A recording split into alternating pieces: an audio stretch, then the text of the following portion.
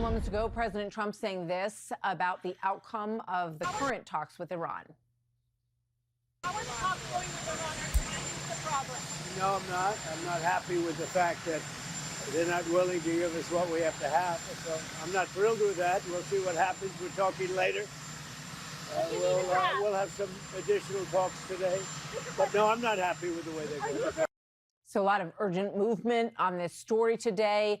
We had this that was announced this morning, that there would be a meeting between Vice President Vance and the Foreign Minister of Oman, who has been, yesterday he was in Geneva talking to Witkoff and Jared Kushner, and he's the intermediary between the Iranians and the U.S. So he flew to D.C.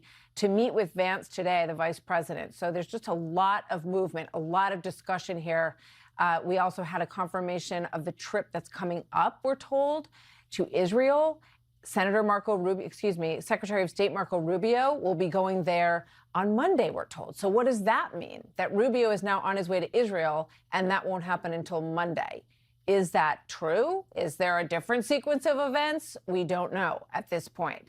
So the U.S., listen to this, also very interesting, has sent out evacuation notices for non-emergency personnel in Beirut and in the U.S.-Israel embassies. Ambassador Huckabee in Israel told his staff in an email, those wishing to leave should do so today, says the ambassador in Israel.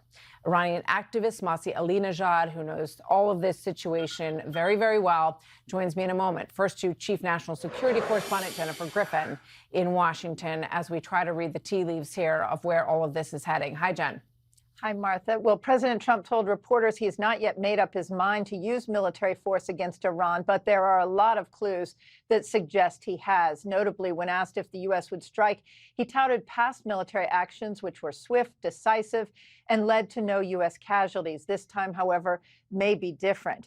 In fact, the USS Gerald R. Ford aircraft carrier strike group is in the Eastern Mediterranean heading towards Israel as we speak. That is significant because it was the last piece of the puzzle needed to set the battle space for potential strikes on Iran.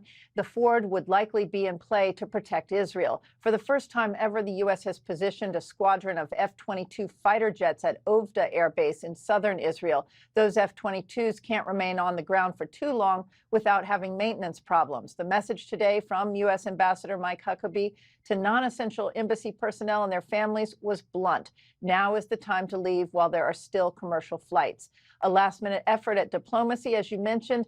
Oman's foreign minister, who oversaw the peace talks between Steve Witkoff, Jared Kushner, and Iran in Geneva yesterday, met today with Vice President J.D. Vance at the White House.